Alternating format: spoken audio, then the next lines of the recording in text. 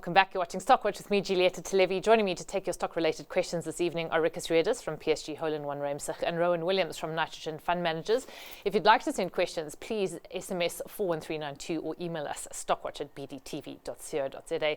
Rowan, Ricus, good evening to you both. It was always going to be a very interesting day today, given that it's the first day of trade, essentially, following the results of last week's elections. And the JSE did pretty well today, up 1.3%, and the Rand, the last time I checked, going down to 1849. And just to frame this in context, we've also had the Mexican elections, where a very leftist party won a landslide, and the peso there is has taken a beating. And then in India, you've got Modi expected to win the elections. He's very pro-business, pro-markets. And the Nifty 50, which is the index in India, has gone to all-time highs, and things are looking up there. So, Ricus, how do you take this all into account? And do you think the JSE's optimism today was warranted? Well, two things. The JSE, certainly it was foreigners' favourites. If you take a look at what moved up, financials up a lot, retail up a lot.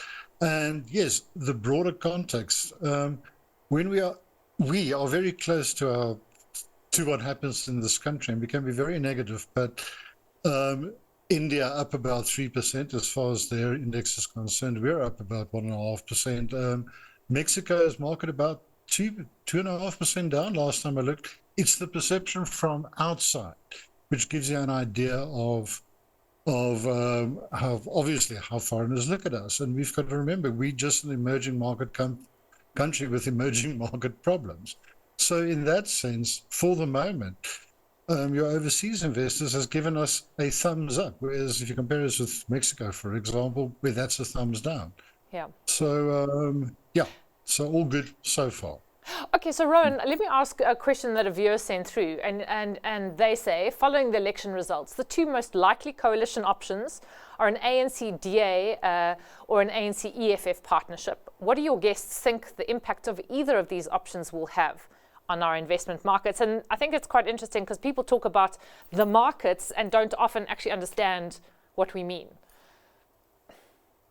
Yeah, so a lot of market commentators have said we have a sort of binary outcome on our hands, that the ANC and the future government of South Africa can either lurch to the left, and that would be a coalition with the EFF that have very populist policies.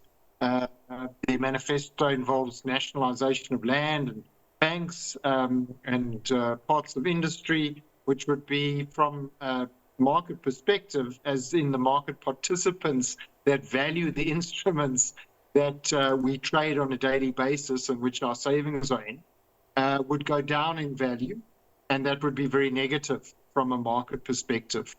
On the other hand, if the ANC were to reach some sort of agreement, be it a coalition or a sort of cooperation agreement with the DA, that would be considered very positive from an economic perspective, continuation of the economic reform policies that we've been seeing coming out of the ANC, and possibly an acceleration of those. And so, as Ricus was saying, what you were seeing on a balance of probabilities, the market per se, that is the price action reflected in the various markets, be the equity markets, the currency market, also the bond market, was indicating a higher probability towards the latter, the DA option, which would be positive for valuations and the economy. Because, of course, this could be upended, because everyone last week was saying, we are thinking of the best case scenario, which is the status quo and the ANC above 51%. And markets rallied, or at least South African markets did, on the back of that. And then things took a bit of a horrible turn on Friday when it looked like the ANC was cruising to a thumping loss. Would you make as Rowan says, it's kind of a binary outcome. Would you prepare to stake any money at this point, or do you actually want to see what transpires in the next 2 weeks, if not sooner? Well, obviously, I don't like forecasting, but as I've mentioned, I think whatever happens, you've got to, possibly take a look at this as a merger. In other words, two separate entities coming, or a lot of entities coming together and figuring out what the agreement is. And as with any merger, it's an interplay between two things, and it's not what the shareholders want, it's what management want. Otherwise, the guys at the top of the political pile. And they want, obviously, money and power. And the cost that they have is who they're going to get rid of below them. So if you're a broad-based party with broad support, it's difficult to get rid of your municipal councillor. If you're a person that is where all your vote is centered on you as a personality, you don't care what happens in your voting district. So it's easier to have people or to merge with somebody. We've only got to deal with one guy that needs the power and the money, because he's prepared to cut his costs more, if I can call it, if I can call it that. So I'm a little bit pessimistic as far as an ANC-DA coalition is concerned, because it's more difficult. People have got more to lose below them in order to stay in power. Yeah. Okay. Well, let's not talk about, I suppose, what is essentially still an unknowable thing, and focus on the day at hand. One of the shares that came under significant pressure today was Sasol. It was down about 6%, and a question has come through asking why the decline in Sasol today. Is it a buy at these levels? Rowan, what happened, and would you wade in? Yeah, so Sasol, what we saw was the oil price decline and go below $80 for Brent crude. So that was fairly negative. That was off the back of OPEC Plus increasing actually supply again. And that was obviously interpreted as negative for oil markets. And Sasol largely is priced off the rand-based oil price. So the rand strengthening a bit would also be slightly negative for Sasol. It clearly didn't get the SA Inc. Buying today, because it is very much industrial stock that's driven by oil demand. And so I think there may have been some rotation, but Sasol's been a vexing investment case for some time. It has had a lot of operational challenges. It's had a little reprieve recently in terms of some of those, but I think it still remains a very complex investment case. We're not that bullish about the oil price. We could see the rand strengthen significantly, and that would be off the back of political developments, which would actually be, again, negative for Sasol. So we would much prefer other counters on the JSE than Sasol. There was also a massive share sale by Saudi Aramco that went really well. There is a lot of alternatives to Sasol for investors that want oil exposure. So those are all counting against it. Yeah. Ricus, are you also highly vexed by Sasol's investment proposition? Yeah, no, certainly if you want to see it as a pure oil play, I think there are betters around. And as Rowan has said, today is not a good day for oil shares, whether it be Sasol or Exxon or whatever, as a result of the OPEC decision. And taking a look at the graph, I mean, I see Sasol downside 100, 105 Rand easily. Yeah. It's very hard to find any positives in Sasol other than the price, which is why some people are still keen to buy it, because they think it's just too low. That remains to be seen. Then a question on a company like WBHO, given the recent elections and infrastructure funding that will be coming through. Okay, so I suppose that is an assumption that it will be coming through. Rowan, if it does come through, do you think WBHO is an obvious candidate to benefit? Yeah, so WBHO did clean up their portfolio. They had the Australian operation, which they put into liquidation, so much more focused on South Africa and the construction sector. So certainly they would be a major beneficiary if we did see an increase in GDFI, gross domestic fixed investment, which we've had a bit of a drought. And so there is a significant infrastructure backlog. And yeah, if we do see an improvement sort of in the fiscal situation, which would be driven, I think, by political reform, that would be very positive. And we could see capital being unlocked. Also, sentiment would improve, optimism would improve. They've both been very low. And so, yes, all things count as positive. So it would be, that would be a way certainly to play an upswing in demand. Ricus, I suppose, though, once again, you'd have to wait to see what the outcome of talks are. Or Yes. Or would you wait for something like this? I mean, and not just WBHO, you could add shares like Robex or Afrimat or even Calgro into the mix if you liked? Robex was my stock pick a few weeks ago, and I did that just in case I was too pessimistic. And for the exact same reason that Rowan has just said. So I sort of hedged myself and said, okay, Ricus, you're probably too cynical again. Have Robex in your portfolio just in case you're wrong, because it's an obvious beneficiary if things go okay. Okay. Any of the others? Do you think they would automatically fly if there was a sense that we're on the cusp of a brand, I suppose, a brave new era? Well, you've probably got to take a look at those that are really operationally geared or very distressed, and things like Stephanie Stocks, for example, comes to mind. But hedging against myself, I don't want to be completely mad. Therefore, I chose Robex just because of the strength of its balance sheet and the simplicity of its operations. Okay. Rowan, I mean, are there a couple of shares that you've put to one side, and they're in the in case this happens bucket? And we're talking about good news here. Yeah, so we have what we like is actually sort of cheap South African beta. So what we're seeing is there are a lot of companies that are exposed to financial conditions, not very complicated. South African banks, the South African insurers, some of the niche financial services companies like Coronation, for example, all screening incredibly cheap on traditional valuation metrics such as dividend yield, EE, net asset value compared to return on equity. So these are all very positive. I think in a normal environment, you would say these are screaming buys and you would load up on them. So we have actually looked to increase our exposure to those, and that would benefit and maybe have a geared benefit to an improving JSE. For example, Old Mutual trading at a deep discount to gross embedded value. We'll move up if markets get bullish. So, and you get that geared beta effect through those companies as well. Okay. The same viewer who asked us a question about WBHO and betting on a recovery theme in South Africa and an infrastructure spending boost has asked us about Supergroup and Supergroup in terms of buying it and then shorting MTN. Ricus, firstly on Supergroup, is this something that you would be keen to buy at this stage? I've always been wrong on Supergroup and buying it and saying this is the time I'm going to get it right, and then I don't. Well, I think one has to take a look at what its South African operations are doing and what its Australian operations are doing, SG Fleet. I think, in a sense, both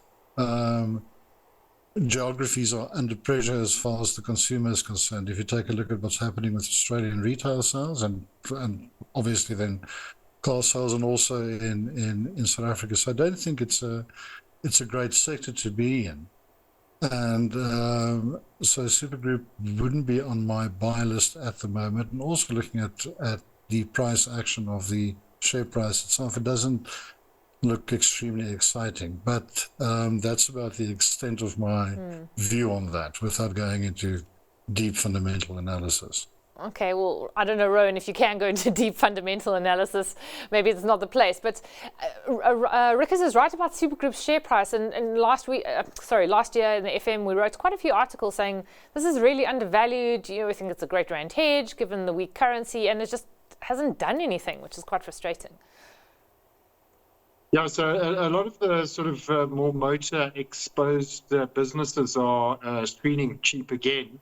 What we had seen is sort of quite a strong cycle where the used car sales peaked through COVID and then have come back significantly. So a lot of them were on peak cyclical earnings, and those have come back significantly, and that was exacerbated then by weak new car sales as well. So, but we believe that Supergroup is screening very cheap. One of the things that we look at is a rump where you take away the value, their stake in SG Fleet, which is listed on the Australian Stock Exchange, which as a share is actually doing incredibly well, which leaves the rest of the portfolio sort of trading on a P of 3, which does look, extremely cheap and undervalued.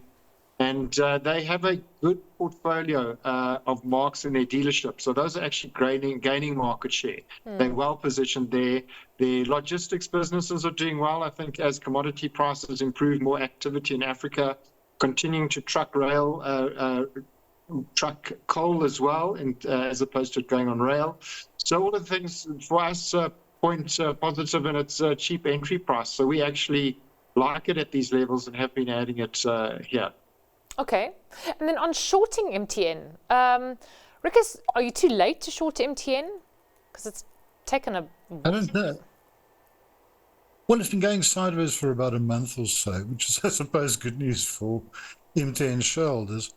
I think, considering all the problems with getting money out of Nigeria and so forth, plus your South African consumer, I don't think there's any enthusiasm for the share at the moment. I don't think there's space, a specific downwards pressure as far as sellers of these shares is concerned. So I'd rather wait for it to break out either up or down before making that decision. You know, in the long term, talking about the market, you know, one can say possibly you get a share price that is as a result of demand and supply, but really, in the shorter term, a share price is governed by the most enthusiastic buyer or the most enthusiastic seller, and it's going sideways. So the market is not telling you that it's trending down or trending up.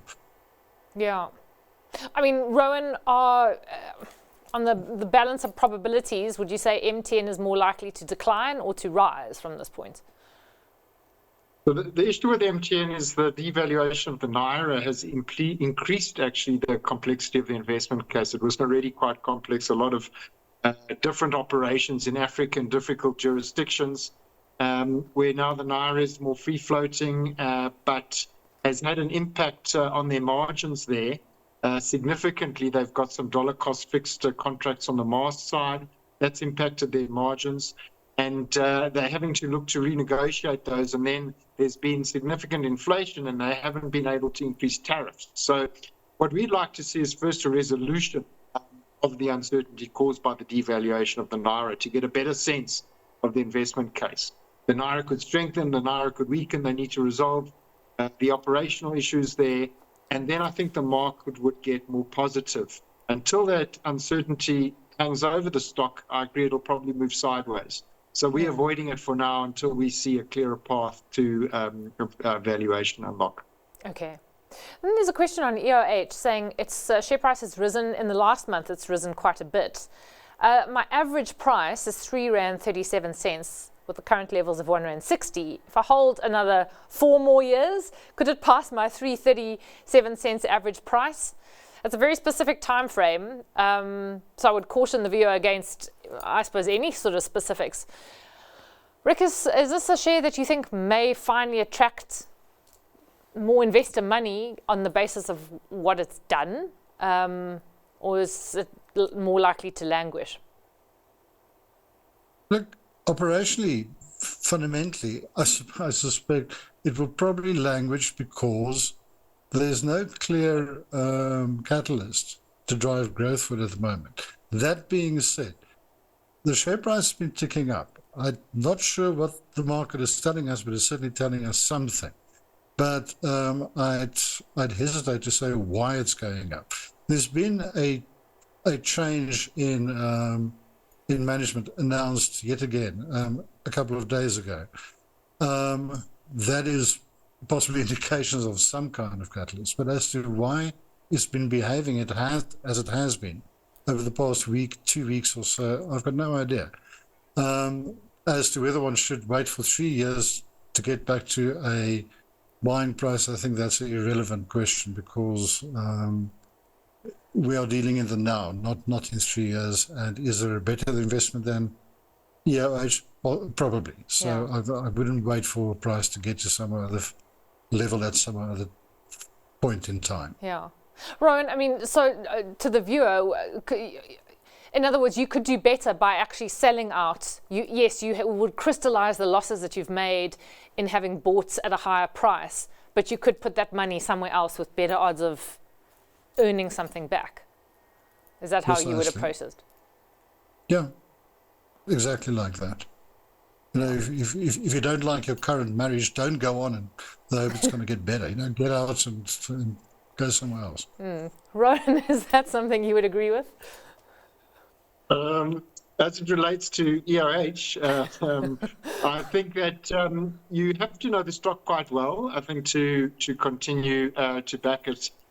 There has been some efforts, as Ricus was alluding to, by the shareholders to get more involved and reconstitute the board. There have been 3 changes there.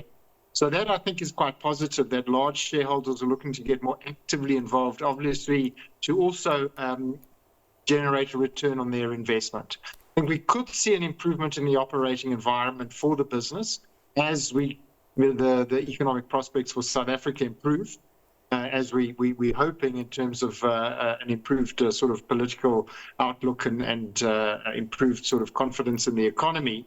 So that could bode quite well. So I think it's worth, as a shareholder, trying to understand what the plans are of the larger shareholders in terms of the business going forward before making a decision. I think there are a lot of good businesses out there, so it does have quite a high bar to meet, and it needs close evaluation. But I think it will be a medium-term story, so the investors got the right idea that they have to stay in for a while before it'll double. But that, patient capital, it may pay off. Yeah. Okay, so 2 different views there. Very quickly, there's a question asking, with the implementation of the 2-pot retirement system in September, October this year, there will be a massive outflow of funds during that period. This should result in cheaper bond prices, share and bond prices, and be an investment opportunity. So this is the viewer's assertion. What do your guests think? Very quickly, Ricus, do you think that's the correct assertion? Look, I don't know that industry all that well, but the only reason why an outflow like that would depress prices is when the life company's got to sell something in order to pay out. And I'd be very surprised if there's not enough cash available, because of inflows as a result of existing policy owners to actually cover for that kind of outflow. It will have to be a massive sell-off or a massive withdrawal of funds in order to force those companies to sell, and I can't really see that happening. Yeah. Rowan, very quickly? At the margin, I think it may have a negative impact, but there are a lot of other market forces going on at the same time. We have seen estimates of up to 30 billion rand in potential withdrawals. So that is quite significant, and it does seem that it may weigh on stocks a little bit as there is selling. But on the other hand, that money is going to go into consumers' pockets and be positive from an economic perspective. So ironically, the retailers may go up and not down, for example, because they're going to see good buying and good consumption, and some of the financial counters as well. So, I think on a balance, it'll be slightly negative, but would be easily absorbed by the market. And also consider that the market's a couple of trillion. So 30 billion is not huge. Okay, very quickly, your stock picks this evening. Rowan, sticking with you. What are you going for? So something a little bit different. It is World Bicycle Day today. So we're going with Shimano, which is actually listed in Japan. It is a maker of significant components for bicycles. All the parts that go into bikes are complicated parts, and also a lot of fishing gear. What we did see is the stock off the back of COVID and huge demand for cycling went up significantly, but it's subsequently come down. But the medium-term outlook for bicycles as a mode of transport is a very ecologically friendly mode of transport. It's quite positive. A lot of large cities are embracing bicycles. Fishing is also growing quite nicely as an outdoor sport, and so a steady grower that should do quite well. So something different for the viewers. Yeah, and as a crack cyclist, I'm surprised you hadn't picked it before. So that's Shimano for Rowan. Ricus, how about you? Okay, this is aimed at somebody who's locked into the local market. It's your only option. You've used your allowance, whatever. You've got to buy a local share. In the short term, considering the political uncertainty we've got, I've thought the JSE, the company, not the stock exchange, is not a bad idea. You're sitting on a historic div yield of 8. Their costs are pretty fixed. And whatever happens, whether it be positive or negative in this country, I think you're going to see an increase in turnover on the JSE in the next 6 to 12 months. And that should flow directly back to shareholders, at least in the short term. I said 6, 12 months, potential upside to about 110 Rand, I think. So that's another 10, 15%. So more of a trading than an investment. But considering where we are locally, socio-politically, I think it's not a bad idea if you want to go somewhere locally. Yeah, not a bad idea at all. In fact, 2 nice savvy picks from the both of you. Rowan, Ricus, thank you very much for joining us this evening. Nice to chat to you both. Ricus Reeders is from PSG Hole-in-One Ruimsig. Rowan Williams is from Nitrogen Fund Managers. Up next, we have the close, so do stay with us.